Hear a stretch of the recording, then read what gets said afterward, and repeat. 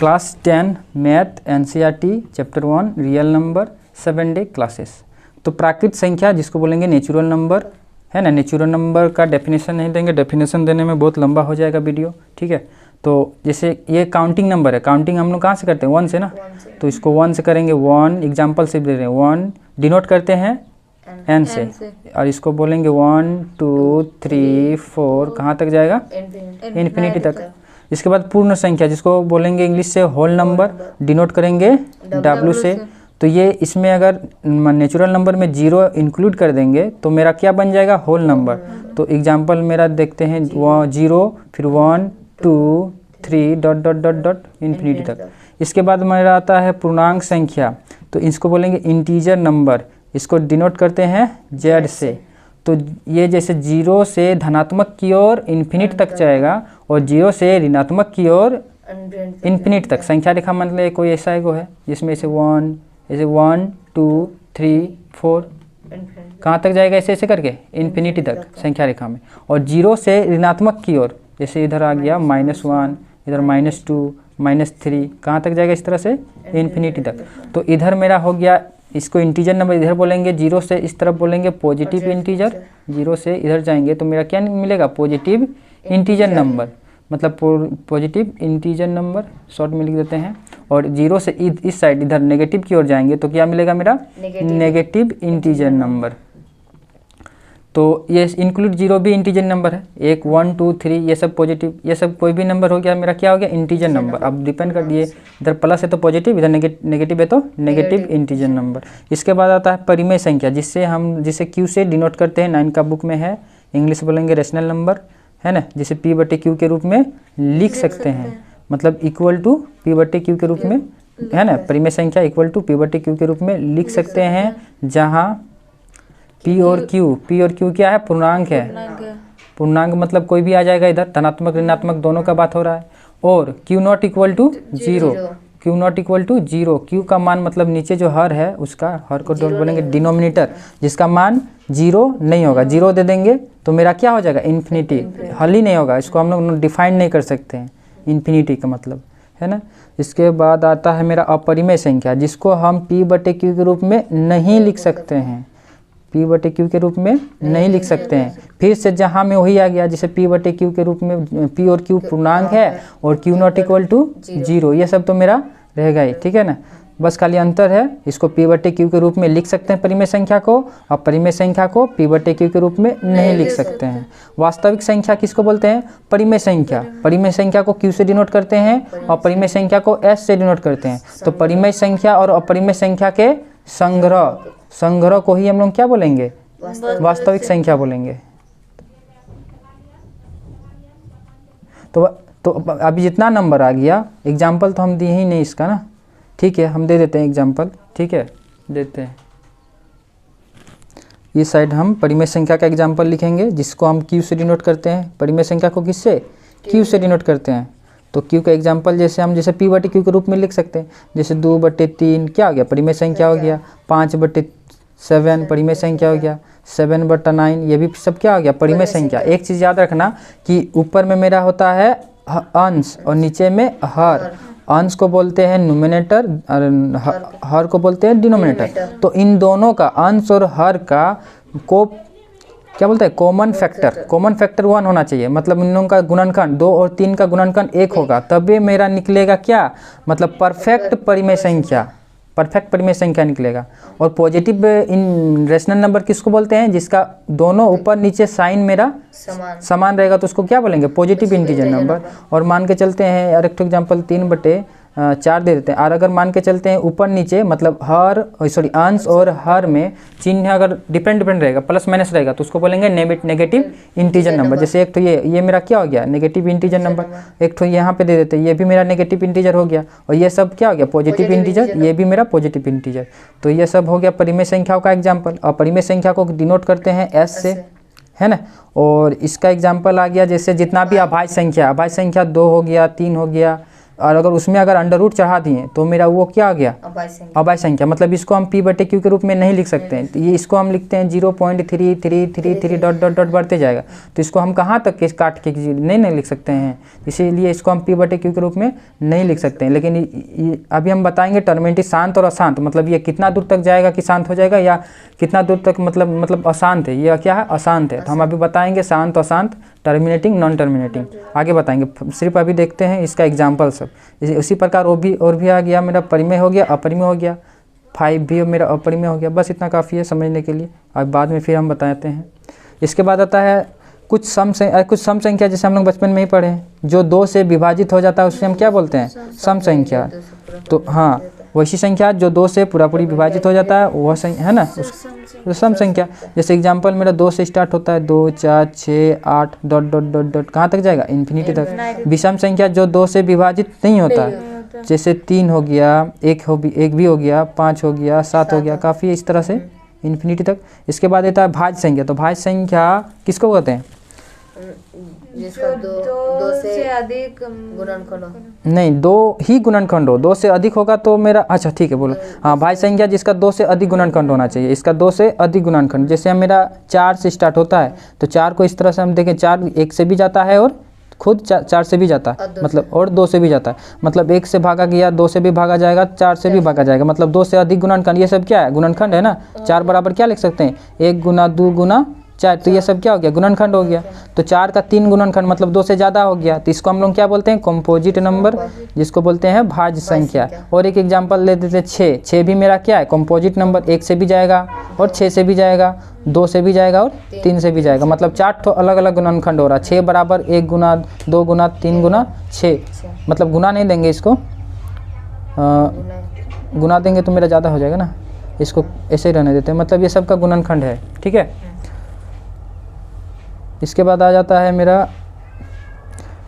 अभाज्य संख्या, जिसका 2 ही गुणनखंड होगा, जिसमें से एक तो वह स्वयं होगा और एक से 1 से, है ना, तो उसे हम लोग क्या बोलते हैं, अच्छा अभाज्य संख्या। तो अभाज्य संख्या जैसे मेरा 2 से स्टार्ट होता है, 2 हो गया, 3 हो गया, 2 का देखो 1 से ही जाएगा और 2 से जाएगा, 3 से देखो 1 से जाएगा और 3 से जाएगा, इसी प्रकार 5 7 11 13 17 देखो 11 या 13 जो भी है, 1 से जाएगा ही 13 से जाएगा। इसके बीच में और भी बहुत संख्या है, लेकिन ये 3 मतलब वो 13 से मतलब विभाजित नहीं जाएगा, 2 जाएगा नहीं जाएगा, इसीलिए मेरा 1 और 13 2 ही मेरा गुणनखंड है, माना अधिकतम गुणनखंड कितना है, 2। तो इसीलिए इसको बोलेंगे हम लोग अभाज्य संख्याएं। अब स्वभाज्य संख्या, तो मान के चलते, अब देखो अभाज्य संख्या 1 से लेके 25 तक मेरा 100 गो अभाज्य संख्या है, ठीक है, 100 गो। 10 से लेके 1 से लेके 10 तक कितना, 4, और फिर 10 से 20 तक मेरा है 4, फिर 20 से 30 तक मेरा कितना है, 2, फिर 30 से लेके 40 तक 2, फिर 40 से 50 तक 3, 50 से 60 तक 2, 60 से 70 तक 2, 70 से 80 तक 3, और 80 से 90 2, और इधर 1, टोटल 25 हो गया। देखो 1 2 3 4 5 6 7 8 9 10 11 12 13 14 15 16 17 18 19 20 21 22 23 24 25 आया ना। टोटल मेरा कितना है, 1 से लेके 25 तक मेरा अभाज्य संख्या, हाँ अभाज्य संख्या है। और भाज्य संख्या बोलेंगे तो मेरा निकल जाएगा, जैसे अभाज्य संख्या मेरा 25 तो है ना अभाज्य संख्या, और टोटल संख्या मेरा 1 से 100 तक बोले, 1 से 100 के बीच में टोटल 25 तो अभाज्य संख्या है। तो 100 में 25 घटा देंगे तो 75, 75 में फिर 1 घटा देंगे तो 74 को मेरा क्या हो गया, भाज्य संख्या है। 74 भाज्य संख्या है और 25 तो मेरा अभाज्य संख्या है, ठीक है। एक मेरा ना ही भाज्य संख्या है ना ही अभाज्य संख्या है, ठीक है। तो इस तरह से मेरा 100 पूरा हो जा रहा है। इसके बाद ठीक है, 1 से 1000 तक बोलेगा तो 1 से 1000 तक मेरा अभाज्य संख्याएं बोलेगा तो मेरा 168 को निकलता है। कितना को निकलता है, 168 को अभाज्य संख्या निकलता है। इस तरह से हो जाएगा।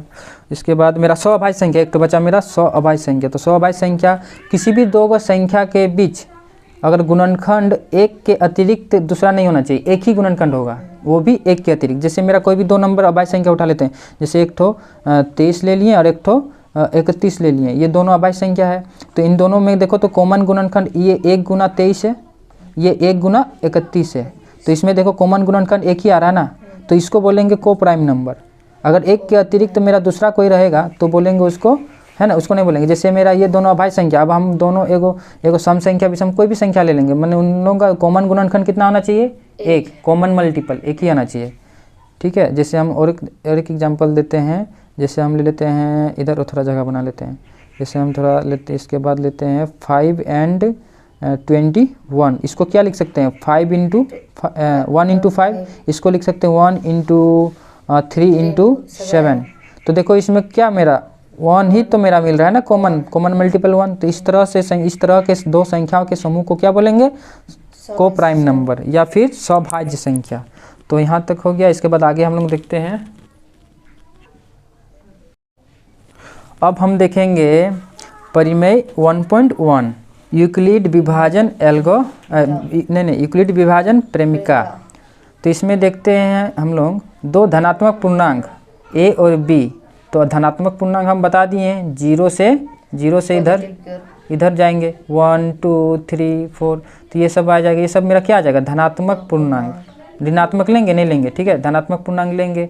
रहने पर ऐसी अद्वितीय पूर्ण संख्या मतलब होल नंबर, जिस कहाँ से जीरो से इंक्लूड हो गया। Q और R विद्यमान है जहाँ है कि A बराबर BQ प्लस R और R का मान 0 के बराबर या 0 से ज़्यादा अधिक और लेकिन B से कम होगा। इसको हम लोग, ये मेरा यूक्लिड विभाजन प्रेमिका में हमें क्या मिलता है, स्टेटमेंट मिलता है। स्टेटमेंट मिल गया, एकदम फुल स्टेटमेंट दिया, एकदम मैंने डिफाइन अच्छा से किया, प्रूव किया हुआ स्टेटमेंट मिलता है। ये प्रूव है, हम लोग अपने से नहीं लिखते हैं, ऐसे हम लोग देखेंगे भी, है ना। जहाँ R मतलब रिमाइंडर हो गया और जहाँ B जिसको बोलते हैं डिविडेंड, और मेरा A बोल देते हैं, जहाँ A बराबर क्या हो गया, डिवाइजर को हम लोग बोलते हैं भाज्य। ये मेरा भाज्य हो गया, ये डिविडेंड हो गया भाजक। Q माने कोशिएंट मतलब भागफल, और R मतलब रिमाइंडर। तो ये मेरा एक स्टेटमेंट दिया हुआ है ना। इसके बाद होता है एक तो यूक्लिड विभाजन एल्गोरिथम। ये बताता, ये स्टेटमेंट दे दिया, ये वाला A बराबर BQ प्लस R, या फिर हिंदी में भी बोलेंगे तो भाज्य बराबर भाजक गुना भागफल प्लस शेषफल। इसको इंग्लिश में बोलेंगे डिवाइजर बराबर dividend into quotient plus reminder. Divisor को बोलते हैं A से डिनोट करते हैं, और डिविडेंड को B से, कोशिएंट के Q से, रिमाइंडर को R से। तो A बराबर BQ प्लस R, यही वाला हम लिख दें यहाँ पे, है ना। जैसे हम लोग एक तो एग्जांपल दे देते हैं 6 और इधर देते हैं क्या 20। तो यहाँ पे मेरा 3 बार में दिए 18, तो मेरा 2, तो 2 मेरा, इसको हम लोग 20 बराबर क्या लिख सकते हैं, इसको इस गुना करेंगे 6 into 3 और ऐड कर देंगे 2, तो 20। तो ये मेरा क्या हो गया, A मेरा, ये इसको A बोलेंगे जिसको भाज्य बोलते हैं, ये मेरा भाजक हो गया, ये मेरा भागफल हो गया, और ये शेषफल हो गया जिसको A बोलते हैं, इसको B इंटू ये मेरा Q हो गया, और ये प्लस R हो गया। तो इस तरह से मेरा देखो, जैसे ये स्टेटमेंट है ना। तो इस स्टेटमेंट को, तो यूक्लिड विभाजन प्रेमिका क्या है, इससे मेरा एक स्टेटमेंट निकलता है ना। और ये मेरा ऐसे हो गया। इसके बाद होता है विभाजन, यूक्लिड विभाजन एल्गोरिथम। इसमें हमको स्टेप मिलता है, किस चीज़ का स्टेप मिलता है, एचसीएफ निकालने का। एचसीएफ ज्ञात करने का कुछ 2 3 4 स्टेप है, ठीक है। जैसे दो संख्या हम लेते हैं, जैसे क्वेश्चन हम लेते हैं कितना 455 और 42, तो इसमें सबसे बड़ी संख्या होता है उसको हम लोग A बोलते हैं, इसीलिए इसको ही हम लोग तोड़ के लिख रहे हैं ना। तो सबसे बड़ी संख्या मेरा क्या 455, इसको हम लोग A बोलेंगे। बोलने का मतलब भाज्य संख्या, भाज्य मतलब डिवाइजर बोलते हैं, और इसको बोलते हैं छोटी संख्या, इसी को हम लोग B बोलेंगे, ठीक है। तो छोटी संख्या, और इसको बोलते हैं भाजक, है ना, इसको बोलते हैं भाजक, इसको डिविडेंड बोलते हैं। तो इसको निकाल एचसीएफ कैसे ज्ञात करेंगे, तो सबसे पहले किसका यूज करेंगे, एचसीएफ ज्ञात करने के लिए हम लोग यूक्लिड विभाजन प्रेमिका इसी का यूज करेंगे, इसका स्टेटमेंट को यूज करेंगे, A बराबर BQ प्लस R, इसका यूज करके हम लोग एचसीएफ ज्ञात करेंगे, है ना। विभाजन एल्गोरिथम में हमको स्टेप दिया है क्या ज्ञात करने का, एचसीएफ ज्ञात करने का। तो यूक्लिड विभाजन एल्गोरिथम में हमको क्या मिलता है, स्टेप मिलता है किस चीज़ का निकालने के लिए, एचसीएफ निकालने के लिए। ये क्वेश्चन लेते हैं 455 है और 42 है। इसमें सबसे बड़ी संख्या को ए बोलते हैं और सबसे छोटी संख्या को दो संख्या, छोटी संख्या को क्या बोलते हैं, बी। तो ये मेरा भाज्य हो गया, ये मेरा भाजक हो गया। तो इसी तरह हम भागा देते हैं, 42 को देते कितना से, 455 से। तो कितना बार में देते हैं, एक बार में, ठीक है। तो एक बार में देते हैं तो नहीं 10 बार में देंगे तो कितना, एक बार में, तो एक बार में भी दे सकते हैं 42, या हम एकदम पूरा इस तरह से पूरा सामने में जाना है। तो अगर 10 बार में दे देते हैं तो 420 हो जाएगा। तो मेरा रिमाइंडर कितना बच रहा है, 35। अब 35 मेरा रिमाइंडर हो गया और 42 है ना, ये तो मेरा बी क्वेश्चन है, नहीं ये तो डिवाइजर है, डिवाइजर हाँ। तो इसके बाद जो क्वेश्चन तो 10 हो गया, ठीक है। इसके बाद जो मेरा यहाँ 42 है, यही मेरा यहाँ पे आ जाता है और किसका काम कर रहा है ये, अब ये डिविडेंड का काम कर रहा है, मतलब भाज्य का काम कर रहा है। आज जो रिमाइंडर बच गया वो मेरा किसका काम कर रहा है, हाँ डिवाइजर का काम कर रहा है, मतलब मतलब भाजक का काम कर रहा है। तो फिर इसको हम एक बार में देंगे तो 35 आ गया, ठीक है। रिमाइंडर मेरा कितना आ गया, 12 में 5 गया, तो 42 में 35 घटा देंगे तो 7 आ गया। अब जो मेरा ये मेरा क्या है, भाज्य था ना, अब ये मेरा भाजक था, वो मेरा फिर से कहाँ पे आ गया, हाँ ये मेरा भाज्य बन गया, ये मेरा भाज्य बन गया। और ये ही मेरा 7 से देंगे 5 बार में 35, मतलब 0 आ गया ना। तो ये मेरा एक स्टेप यहाँ से एक स्टेप, यहाँ से 2 स्टेप, 3 स्टेप में चला, 3 स्टेप में चला, तब तीनवा स्टेप में मेरा 7 आया ना। तो हाँ 7 को ही हम लोग क्या बोलते हैं, है ना, एचसीएफ बोलते हैं, ठीक है। तो इन दोनों का एचसीएफ मेरा क्या निकला, 7। तो देख ये इस स्टेप में मेरा क्या हो रहा है, हम बता देते हैं शॉर्ट में। तो इसमें मेरा देख रहे हैं हम कि जो 42 मेरा इस स्टेप में क्या है, भाजक है, और ये 35 मेरा शेषफल है। तो अगला स्टेप में जो शेषफल है वो मेरा क्या बन गया, भाजक, और जो भाजक है वो मेरा क्या बन गया, भाज्य बन गया, जिसे हम यहाँ पे लिख दिए हैं, ठीक है। मतलब भाजक भाज्य बन जाता है और शेषफल भाजक बन जाता है इस स्टेप में। तो इस तरह से हम लोग यहाँ पे अब हमला यूज करेंगे किसका, विभाजन, यूक्लिड विभाजन प्रेमिका का, ए बराबर बी क्यू प्लस आर। इसका यूज करके हम लोग क्या निकालेंगे, एचसीएफ निकाल लेंगे। तो हम लोग इसको फर्स्ट स्टेप में लिख सकते हैं 400। तो हम लोग पहले तो हम लोग स्टेटमेंट लिख लेंगे, क्या हम लिखेंगे स्टेटमेंट, ए बराबर बी क्यू प्लस आर। किसका स्टेटमेंट है ये, यूक्लिड विभाजन प्रेमिका का, यूक्लिड विभाजन प्रेमिका का ये स्टेटमेंट दिया है, जहाँ आर बराबर, जो आर होगा वो लेस देन 0, जहाँ आर वो तो 0 से बड़ा ही होगा और बड़ा भी हो सकता है, और बी से छोटा होगा। ये मेरा स्टेटमेंट का जहाँ करके आर का वैल्यू होगा। तो इसमें हमारा फर्स्ट स्टेप 400, ए बराबर कितना था, 455 अटेगा, देखते हैं 455 है। 455 को हम लोग सबसे पहले 42 किए ये, और मेरा क्यू है 10, और रिमाइंडर मेरा कितना आया 35। इसके बाद फिर मेरा जो हम बोलें कि जो 42 है क्या है, भाजक है, वो मेरा आगे जाके भाज्य बन गया। तो भाज्य मेरा कौन बन गया, 42। और जो मेरा रिमाइंडर है वो मेरा आगे जाके, मतलब शेषफल आगे जाके मेरा क्या बन गया, भाजक में 35 बन गया आगे चल के। उसके बाद इंटू करेंगे कितना से, 1 से, प्लस कर देंगे 7, ये इस स्टेप में। इसके बाद फिर 35 आया मेरा यहाँ पे, फिर 35 लिख दिए, इसको हम लोग, फिर मेरा 35 आ गया, फिर इसको हम लोग 7 से गुना किए 5 बार में, फिर जोड़ दिए, कुछ नहीं, शेषफल 0। तो शेषफल जिस स्टेप, ये मेरा लास्ट स्टेप हो गया, जब ये सब करते जाएंगे तब तक, जब तक मेरा शेषफल 0 नहीं आता तब तक। और जो मेरा भाजक रहता है वही मेरा क्या हो जाता है, एचसीएफ। जो मैंने भाजक हो गया वही मेरा एचसीएफ निकल गया। तो इस स्टेप को हम फिर से एक बार शॉर्ट रिवीजन कर देते हैं। तो यूक्लिड विभाजन प्रेमिका में 2 धनात्मक पूर्णांक ए और बी दिए रहने पर ऐसी अद्वितीय पूर्ण संख्या क्यू और आर विद्यमान है। एक स्टेटमेंट दिया था, तो क्या है, ए बराबर B Q plus R. R जो है 0 से बड़ा होगा या बराबर होगा, और बी से छोटा होगा। इस भाज्य बराबर क्या होता है, भाजक गुना भागफल प्लस शेषफल।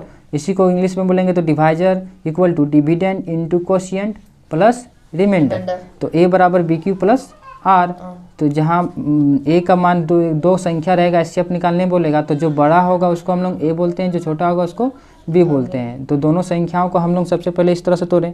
तो 42 को ऐसे भागा दिए 455 से, तो 10 बार में दिए तो 420, तो 35 आया। तो यही हम लिखे हैं यहाँ पर, ये स्टेटमेंट है विभाजन, यूक्लिड विभाजन नहीं प्रेमिका का स्टेटमेंट है। एल्गोरिथम में हम लोगों का स्टेप मिलता है क्या निकालने का, एचसीएफ निकालने का। तो 455 को एक बार में यहाँ दिए, तो 10 बार में 420, रिमाइंडर कितना आएगा 35। तो इस तरह को इसमें लिख दिए। यहाँ पे आर का भी हम लोग मान लिख सकते हैं, आर 35 है ना, तो 35 है। ये मेरा तब तक करना है जब तक ये सबसे छोटा संख्या नहीं आ जाएगा, इसीलिए। तो यहाँ पे हम लोग यहाँ पे देते हैं 455, 42, 10, 420, 35 आ गया, एक स्टेप खत्म। दूसरा स्टेप में जो मेरा भाजक है वो मेरा भाज्य बन गया, और जो रिमाइंडर है वो भाजक बन गया। तो इसको हम दिए एक बार में, तो 35, 7 आया। तो 7 को हम लोग फिर से इसको लिख देते हैं, 42 को 35 × 1 और +7। फिर से हमारा लास्ट स्टेप बचा। अब जो मेरा शेषफल बचा, शेषफल वो मेरा भाजक बन गया, और जो मेरा इधर क्या था भाजक था वो मेरा भाज्य बन गया। तो 5 बार में दिए तो 35 आ गया 0, तो इसको 5 बार में दिए तो 35 हो गया 0, मतलब इसके बाद 0 आ गया ना, इस स्टेप में थर्ड स्टेप में 0 आ गया। तो जिस स्टेप में 0 आता है उस स्टेप का भाजक कौन है 7, तो वही मेरा एचसीएफ निकल जाता है। अब आगे देखते हैं। इसके बाद हमारा नेक्स्ट टॉपिक है गुणनखंड विधि से एलसीएम तथा एचसीएफ ज्ञात करना। सबसे पहले हम दो नंबरों का एलसीएम और एचसीएफ ज्ञात करेंगे, जैसे 12 है और 30 है। तो 12 को हम गुणनखंड करेंगे, अभाज्य गुणनखंड। तो 12 को किए तो हमारा 2 से दिए 6, फिर 2 से दिए 3, इस तरह से 2 × 2 × 3 लिखें। इसके बाद 30 को 2 से दिए 15, 3 से दिए 15, इसलिए 2, 3, 5 लिख दिए। इसी को हम यहाँ पे लिखें 2 × 2 × 3, 30 को 2 × 2 × 3। तो एलसीएम का मतलब होता है लिस्ट कॉमन मल्टीपल, और एचसीएफ का मतलब होता है हाईएस्ट कॉमन फैक्टर। एलसीएम ज्ञात करेंगे। एलसीएम के लिए हम सबसे पहले देखेंगे, नंबर मेरा है 2, 2 का हाईएस्ट पावर है कितना 2, तो 2 का पावर हाईएस्ट 2 लिख दिए। इसके बाद 3 देखते हैं, तो 3 है, 3 का हाईएस्ट पावर 1 है, 1 लिख दिए। इसके बाद 5 है, तो 5 का हाईएस्ट पावर 1 है, 1 लिख दिए। तो 2 का स्क्वायर मतलब 4, 3 का पावर 1 मतलब 3, 5 का पावर 1 मतलब 5, तो 12 × 5 = 60, एलसीएम 60 निकल गया। एचसीएफ के लिए हम लोग देखें, इसका जो अभाज्य गुणनखंड किए हैं उसमें देखेंगे कॉमन क्या है, इसमें किसी मतलब कॉमन देखते हैं, कॉमन तो 2 कॉमन है, इसमें भी 2 कॉमन है, और 3 कॉमन है, 3 कॉमन है, और कुछ कॉमन नहीं। तो जो कॉमन है उसको इस तरह से लिखेंगे, 2 कॉमन है 2 लिख दिए, 3 कॉमन है 3 लिख दिए। तो दोनों को मल्टीपल किए तो मेरा 6 आया, यही मेरा निकल गया एचसीएफ। तो एचसीएफ मेरा 60 निकल गया, और एलसीएम 60 निकल गया, और एचसीएफ मेरा 6 निकल गया। ठीक है, इस तरह से मैं 2 नंबरों का एलसीएम और एचसीएफ हम लोग ज्ञात किए। इसको हम लोग फार्मूला विधि से भी ज्ञात कर लेंगे। तो फार्मूला है मेरा या हम लोगों का एलसीएम गुना एचसीएफ, पहला नंबर गुना दूसरा नंबर। तो इस तरह से भी हम लोग एलसीएम और एचसीएफ ज्ञात कर सकते हैं। मतलब इसमें मेरा ये इससे मतलब इसमें 3 चीज़ दिया रहेगा, एक चीज़ निकालने बोलेगा। एलसीएम 2 नंबर दे देगा, एलसीएम दे देगा, और एचसीएफ दे देगा। तो इसमें से मेरे को इसमें उसके बाद हम चौथा चीज़ निकाल सकते हैं। तो इसका इस्तेमाल हम लोग जांचने के लिए भी कर सकते हैं कि मेरा दोनों नंबरों का गुणनफल और इधर एलसीएम और एचसीएफ का गुणनफल। तो हम लोग जांच कर लेते हैं कि हम लोग इसका दोनों नंबर मेरा क्या है।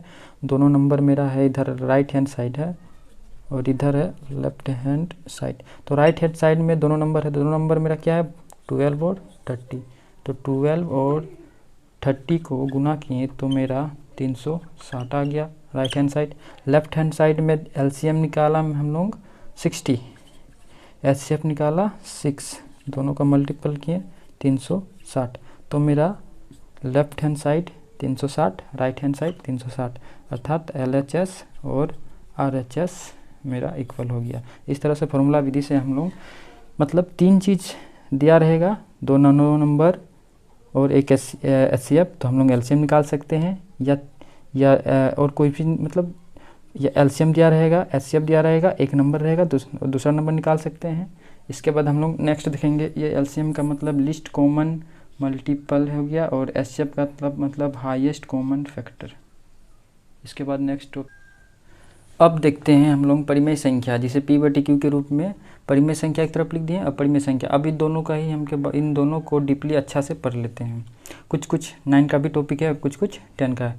परिमेय संख्या जिसे p/q के रूप में लिख सकते हैं, जहाँ p और q इंटीजर नंबर है और q नॉट इक्वल टू 0। जैसे एग्जाम्पल 1/2, 1, 0, 22/7 ये पाई का मान होता है। तो पाई का मान परिमेय संख्या होता है, और जबकि पाई अपरिमेय संख्या होता है। अब देखेंगे परिमेय संख्या का शांत हो रहा है कि अशांत हो रहा है ना, जिसको मतलब ऐसे हम लोग गुणनखंड विभाजन देंगे तो कभी कभी वो ख़त्म हो जाता है, रिमाइंडर 0 आ जाता है तो उसको शांत बोलेंगे, और कभी कभी रिमाइंडर 0 नहीं आता है तो वो अशांत होता है, मतलब आगे ऐसे डॉट डॉट डॉट करके बढ़ते जाएगा तो वो अशांत होता है। तो जैसे देखते हैं x मान लेते हैं परिमेय संख्या, जिसे p/q के रूप में लिख सकते हैं। ऊपर अंश होता है, नीचे हर होता है। तो हर जैसे हर अगर 2 का पावर m इंटू 5 का पावर n रहे, इस फॉर्म में रहे, तब हम कह सकते हैं कि वह शांत होगा, मतलब टर्मिनेटिंग होगा। अगर 2 का पावर m भी रहे तो भी बोलेंगे शांत, अगर 2 का पावर n रहे तो भी बोलेंगे शांत। अगर नहीं रहे इस तरह से, मतलब 2 का पावर m या 5 का पावर n के रूप में नहीं रहे तो उसको अशांत बोलेंगे, नॉन टर्मिनेटिंग नंबर्स। जैसे 2 और 5 को छोड़ के 3 का पावर, 7 का पावर, इसी प्रकार कुछ भी 3 का पावर, ये सब रहे तो उसको बोलेंगे अशांत।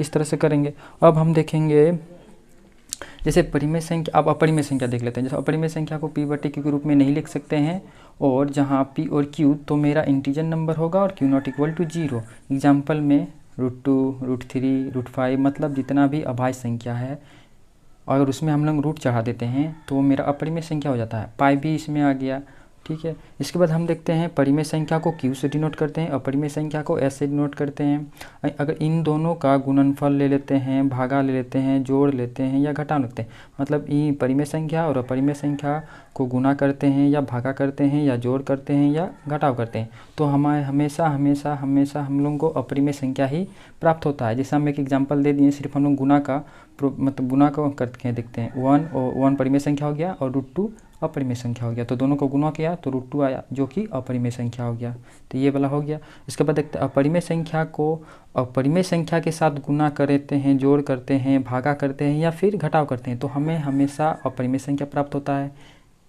परिमेय संख्या ही प्राप्त होता है। परिमेय संख्या को परिमेय संख्या के साथ गुना, भागा, जोड़, घटाव करते हैं तो हमें परिमेय संख्या प्राप्त होता है। जैसे एक परिमेय संख्या हो गया, एक परिमेय संख्या हो गया, दोनों का गुना 1 आया तो ये भी मेरा परिमेय संख्या आता है, ये मेरा सही हो गया।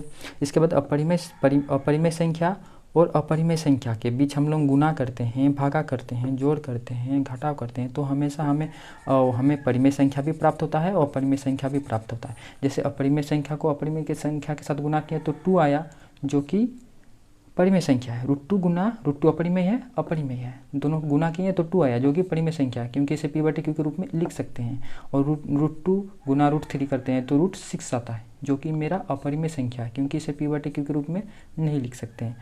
अब मेरा नेक्स्ट टॉपिक हम लोगों को पढ़ना है। दर्शाइए कि √2 एक अपरिमेय संख्या है। दर्शाइए कि देखो परिमेय संख्या और अपरिमेय संख्या के साथ गुना हो रहा तो भी मेरा अपरिमेय संख्या आ रहा है, जैसे हम ये वाला फर्स्ट में दिखाएं, या जोड़ हो रहा है तो भी मेरा अपरिमेय संख्या, तो इसको अपरिमेय संख्या दिखाना। ये डिवाइड है तो इसको अपरिमेय संख्या दिखाना, इसको अपरिमेय संख्या दिखाना, ये सबको अपरिमेय। तो इसके लिए हम लोग प्रॉपर स्टेटमेंट पढ़ेंगे जब हम लोग इसको क्वेश्चन करेंगे तब, ठीक है। इसके बाद हम लोग को देखना है 9 का कुछ टॉपिक है या फिर 10 में तो यही सब है, और 9 में कुछ जो पढ़े हैं हम लोग उसको थोड़ा रिकॉल कर लेते हैं। जैसे परिमेय संख्या, तो परिमेय संख्या जिसे p/q के रूप में लिख सकते हैं, q not equal to 0 and p and q integer number, ये सब तो हम लोग जानते हैं। तो शांत परिमेय संख्या शांत भी होता है, अशांत भी होता है, परिमेय संख्या दोनों ही होता है। जैसे परिमेय संख्या 1/2, इसको हम लोग भागा देते हैं तो 0.5 आता है। इसके बाद हम लोग का इधर डॉट डॉट करके नहीं जाता है, मतलब इसमें शेषफल 0 आ जाता है और ये आगे और नहीं बढ़ता है, तो इसको हम लोग बोलेंगे शांत। इसके बाद देखते हैं 2/7 को जब हम हॉल करते हैं तो हम लोग का आता है 0.28, 57 और 14, और इसी प्रकार ये रिपीट करेगा, इसके बाद ये रिपीट करेगा, ठीक है। तो इसको बोलते हैं मतलब ये रिपीट कर रहा है, मतलब और भी संख्या आते ही जा रहा है, तो इसीलिए इसको बोलेंगे अशांत। उसके बाद 1/3 करते हैं तो इसमें आता है 0.3333 और इसी तरह से और भी 33 आते ही जाएगा, मतलब इसमें मेरा 3 आते ही जा रहा है, रिपीट कर रहा है, तो इसको बोलेंगे अशांत है। ठीक है, और रिपीटिंग, क्योंकि यह रिपीटिंग है, रिपीट कर रहा है, इसीलिए इसको बोलेंगे अशांत आवृत्ति, क्योंकि इसको रिपीट कर, आवृत्ति का ही मतलब रिपीटिंग होता है और रिकरिंग भी होता है। अनावर्ती जो रिपीट नहीं करेगा उसको हम लोग नॉन रिपीटिंग बोलेंगे। तो ये मेरा रिपीट नहीं कर रहा है तो इसको बोलेंगे शांत अनावर्ती है। इसको बोलेंगे, चूँकि अशांत है क्योंकि शांत नहीं है, रिमाइंडर इसे आगे बढ़ते जा रहा है इसलिए अशांत है, और रिपीट नहीं कर रहा है इसलिए अशांत अनावर्ती। और ये मेरा रिपीट कर, अशांत भी है और रिपीट भी कर रहा है तो इसको बोलेंगे अशांत आवृत्ति। आवृत्ति किस लिए? क्योंकि यह रिपीट कर रहा है, और ये अनावर्ती इसलिए क्योंकि यह रिपीट नहीं कर रहा है। इसके बाद हम लोग देखते हैं अपरिमेय संख्या, जिसे हम लोग, ये हमेशा ही अशांत ही होगा। अशांत को हम लोग अनवासनी भी बोलते हैं, है ना। अशांत को हम लोग क्या बोलेंगे? अनवासनी बोलते हैं, या फिर हम लोग इसको नॉन टर्मिनेटिंग भी बोलते हैं। अशांत आवृत्ति, तो ये मतलब हम लोग का अपरिमेय संख्या अशांत आवृत्ति भी होगा और अशांत अनावर्ती भी होगा। ठीक है, और परिमेय संख्या शांत और अशांत दोनों होगा।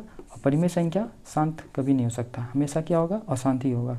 उसके बाद देखो फॉर्म हम लोग का होता है अपरिमेय संख्या, इस फॉर्मेट में भी रहता है, कभी 0.10 100 100 140 इसी तरह से मेरा आते ही जाएगा, तो इस फॉर्म में रहता है तो भी हम लोग बोलेंगे अशांत है। और √2 का वैल्यू जैसे 1.4142 इसी तरह और आगे ही बढ़ेगा, मतलब हमारा कोई संख्या रिपीट नहीं कर रहा, मतलब आगे भी बढ़ रहा रिपीट नहीं कर रहा, तो इसलिए इसको बोलेंगे नॉन टर्मिनेटिंग बोलेंगे, अशांत है और रिपीट नहीं कर रहा है, नॉन रिपीटिंग बोलेंगे। तो इसके बाद हम लोग का चैप्टर कंप्लीट हो जाता है, और इसके बाद हम लोग आगे चैप्टर में और अच्छा से डीपली नॉलेज लेंगे। चलिए इतना ही रहने देते हैं इसको।